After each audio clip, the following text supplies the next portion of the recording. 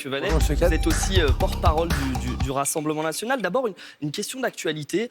On a appris que les avantages à vie des premiers ministres et des ministres de l'Intérieur allaient être supprimés, notamment ces officiers de sécurité, ces chauffeurs. C'était voulu par Sébastien Lecornu. C'est une bonne mesure, selon vous? C'est une très bonne mesure qu'on appelle de nos voeux. Jordan Bardella, d'ailleurs, m'en avait parlé en disant que s'il était Premier ministre, il voudrait revoir à la baisse toutes ces protections qui sont accordées, qui ne sont pas justifiées, qui nous coûtent un pognon de dingue. Et ces officiers de sécurité, ces chauffeurs de sécurité, ils font partie du service de la protection, du SDLP, de la Direction générale de la police nationale. C'est presque 1500 agents. Aujourd'hui, ils sont en surchauffe. Il n'y a plus assez d'officiers de sécurité pour assurer toutes les missions de protection des personnalités. Et donc, c'est très bien. J'ai vu que ça avait ému Daniel Vaillant.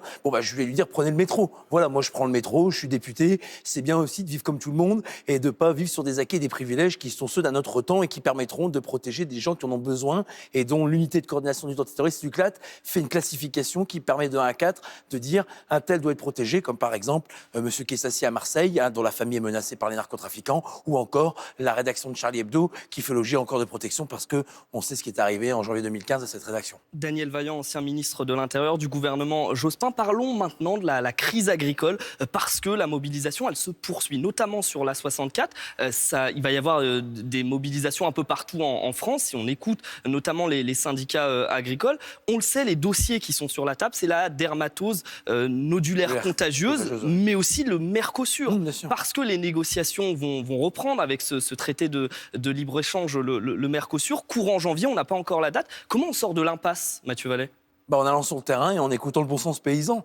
On a des agriculteurs qui sont en train de crever. Madame Genevard, elle a pris ses vacances de Noël. J'aurais aimé, par exemple, qu'elle aille sur la 64 et qu'elle discute encore avec ces agriculteurs. Ces gens, ils ont besoin d'être entendus et ils ont besoin de changement. Au Parlement européen, il n'y a que Jordan Bardella qui a proposé à tous les groupes politiques de finir avec le Green Deal. Alors, comme à l'Europe, normalement, l'Union européenne, c'est censé parler français, mais ils parlent anglais peut-être pour se donner un genre, j'en sais rien. Le pacte vert qui met à genoux nos agriculteurs. Si demain le Mercosur est adopté, le sucre, la volaille, la viande, tout ça vont être bradés à moitié prix, alors qu'on imposera à ces produits aucune norme et aucune exigence de ce qu'on impose à nos agriculteurs. Les clauses miroirs, c'est de la foutaise.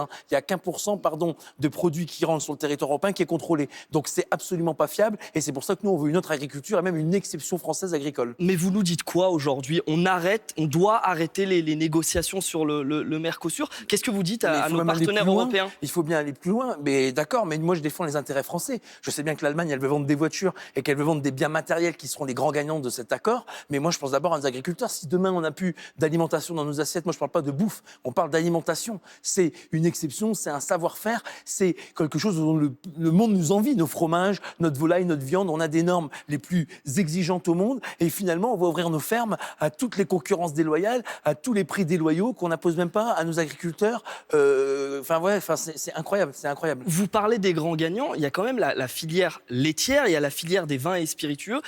Eux sont plutôt favorables à ce traité du Mercosur parce que j'ai regardé les chiffres. Ça pourrait être des débouchés, 30 000 tonnes de fromage sur 6 ans, 5 000 tonnes de lait infantile. Qu'est-ce que vous leur dites à eux? C'est une très bonne question que vous me posez. Sur les vins, les spiritueux, mais le fromage aussi, ils seraient gagnants de cet accord, mais je suis désolé. Mais si demain on n'a plus de viande, de volaille et de produits de ce que j'appelle moi de première nécessité, on en a besoin pour vivre, mais l'être humain, dans des places d'Mme Rousseau, a besoin de viande et de volaille pour vivre. Donc moi je dis simplement qu'on ne peut pas dire on va sacrifier une partie des agriculteurs pour mettre en avant d'autres filières qui aujourd'hui se portent plutôt bien, même si évidemment vendre dans le monde c'est une priorité, mais j'estime qu'on peut exporter le savoir-faire français dans le monde entier sans sacrifier nos filières essentielles et primordiales que sont la filière bovine, la filière porcine, la filière volaille. Et c'est pareil avec l'Ukraine d'ailleurs, on parle du Mercosur, mais si demain l'Ukraine intègre l'Union européenne, ça va être une catastrophe. On a déjà des poulets qui sont bradés par rapport à ce qu'on exige de nos agriculteurs et de nos producteurs français. Donc il faut avant tout défendre nos nations. L'Allemagne le fait très bien, ça gêne et ça dérange et ça choque personne. C'est ce que nous on propose au Rassemblement national. C'est produire français, manger français et défendre un modèle français qui est une exception qui doit être entériné dans notre système français agricole. Alors, autre actualité extrêmement importante pour vous au Rassemblement national en 2026, il y a ce procès de Marine Le Pen qui va débuter le 13 janvier prochain, procès en appel. On note quand même, notamment dans les mots de Marine Le Pen, qui a dit récemment à la Tribune du Dimanche, Jordan Bardella peut gagner à ma place, que l'hypothèse Jordan Bardella se profile. Est-ce que Jordan Bardella ne serait pas en train de devenir le plan A pour la présidentielle? Non, mais il n'y a pas de plan A, il n'y a pas de plan B. Il y a un plan Marine Le Pen. C'est Marine Le Pen qui parlait de plan A et de plan B. Bardella, non, mais d'accord, mais En fait, le petit jeu actuel, c'est de faire croire que Marine Le Pen, elle est has-been et qu'elle se présentera pas et que Jordan Bardella va la supplanter et va la faire oublier. Ils travaillent main dans la main, ils travaillent ensemble et nous, on veut remettre la France en ordre. Donc si on veut remettre la France en ordre sécuritaire, ordre agricole, ordre migratoire, eh ben, on peut pas avoir le bordel dans notre parti. Et donc l'unité de notre parti, c'est ce qui fait notre force et c'est ce qui nous envie par tous nos adversaires. Donc on ne fera jamais le jeu de nos adversaires. Et puis moi, pour travailler au quotidien avec Marine et Jordan, je peux vous dire qu'ils sont bonnet blanc et blanc bonnet ensemble, qui discutent de tout ensemble, qui décident de tout ensemble. Et c'est une et une seule personne, c'est le premier parti de France qui est représenté à l'Assemblée par Marine et au Parlement européen par Jordan. Donc cette petite musique qui vise à nous diviser et qui fait encore que Marine Le Pen va en prendre plein la figure à ex-procès, elle est injusticiable comme les autres, elle est présumée innocente. Et moi, je crois en son innocence et j'espère qu'on n'aura pas des juges politiques, mais des juges qui s'exprimeront au nom du peuple français lors de ce procès en appel du 13 janvier au 13 février. Autre échéance extrêmement importante pour votre parti, pour les partis politiques, ces élections municipales, avec ce premier tour le 15 mars prochain. Où en êtes-vous des investitures au sein du Rassemblement national? On a plus de 600 investitures déjà opérées dans le mouvement. On a Julien Sanchez, qui est le député européen, l'ancien maire de Beaucaire. Durant 10 ans, il a dirigé cette ville de 15 000 habitants, aujourd'hui qui est dirigée par Nelson Chandon. Et donc, du coup, je dis simplement qu'on va encore investir des gens, on va présenter des listes partout où on peut en présenter, et même dans les grandes métropoles. À Bordeaux, on a Julie Richanieu. À Marseille, on a Franck Alizot. Marseille, où Franck fait une campagne exceptionnelle face aux narcotrafiquants, face aux narcoterroristes, face à l'islamisme dans certaines mosquées radicales de Marseille. Il est plébiscité, il peut même remporter l'élection. Ça serait historique de voir les patriotes récupérer la ville. C'est l'un de vos objectifs, remporter des grandes villes. Je vais même peut-être vous donner un scoop ce matin. J'espère qu'à Toulon, Laure Lavalette va être candidate, parce que là aussi, c'est une municipalité de 180 000 habitants que nous pouvons remporter. Et donc, vous voyez bien que des grandes villes aujourd'hui peuvent tomber dans l'escarcelle du Rassemblement national, non pas pour qu'on ait des gloires et des médailles, mais simplement pour dire qu'on peut changer la vie des gens. Moins d'impôts, moins de contraintes budgétaires, plus de sécurité,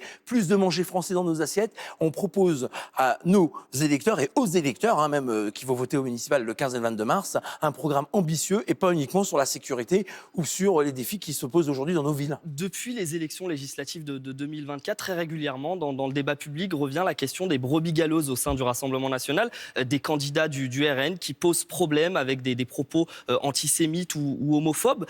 Tout récemment, hier, on a appris que Romain Le Goster, candidat du RN à Saint-Malo, avait été épinglé pour un selfie avec Dieudonné. Ça a fait polémique. Il a décidé d'abandonner la course pour la mairie officiellement pour se concentrer sur son entreprise. Est-ce que le travail, il a été mal fait au Rassemblement national, ce travail de filtrage qu'on nous avait promis?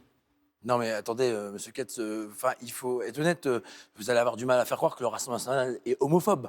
Enfin voilà, on a des personnalités dans notre parti. Mais il y a des candidats qui posent problème. Non mais d'accord, mais on a une minorité de candidats qui posent problème. Mais pardon, alors ça veut dire que tout le monde est pourri? Ça veut dire qu'on a un parti pouilleux comme nos adversaires le disent? Non mais c'est peut-être pas ce que vous dites, mais c'est ce que ça peut sous-entendre pour vos téléspectateurs et vos auditeurs. Donc je dis simplement qu'on a des candidats de qualité, on a des candidats qui sont élus, et nous, notre main ne tremble pas quand il y a un sujet. Jordan Bardella et Marine Le Pen tranchent tout de suite chez les gauchistes, chez la France insoumise.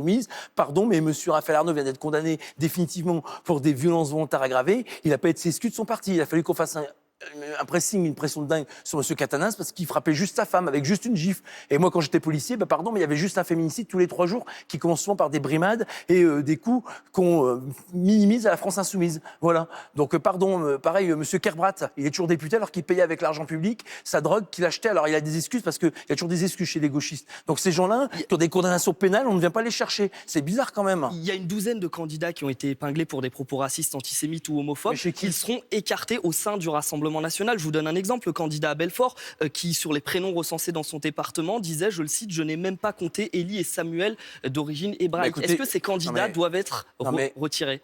On doit leur retirer leur investiture. Toute ma vie, j'ai défendu la République et j'ai lutté contre l'antisémitisme, le racisme et tous les extrémismes. Donc, c'est pas à moi que vous allez faire croire qu'on a un parti xénophobe, un parti qui est antisémite et qui est un parti raciste. Ça, c'est les arguments des gauchistes. Voilà, on a Julien Sanchez qui dirige la campagne des municipales, qui fait un travail formidable, comme Julien Audoul et Thomas Ménager font un travail formidable pour les législatives. Donc s'il y a des sujets isolés ici et là qui posent question, notre main ne fléchira pas. Mais en tout cas, je ne veux pas qu'on jette l'opprobre sur un parti qui est le premier parti des Français, qui est le premier parti d'opposition de France, à l'Assemblée, au Sénat, bientôt je l'espère, et au Parlement européen. Et je ne veux pas qu'on soit caricatural. Quand à la SNCF, il y a un train en retard, je ne dis pas que toute la SNCF est pourrie. Quand dans votre service public de la télévision, il y a des gens qui peuvent poser problème ou qui disent que Jordan Bardella c'est un ballon de baudruche, je ne dis pas que tous les journalistes du service public sont des gauchistes. Donc ne soyons pas caricaturales, ne soyons pas stigmatisants, puisque c'est visiblement quelque chose qui vous tient à cœur et moi aussi.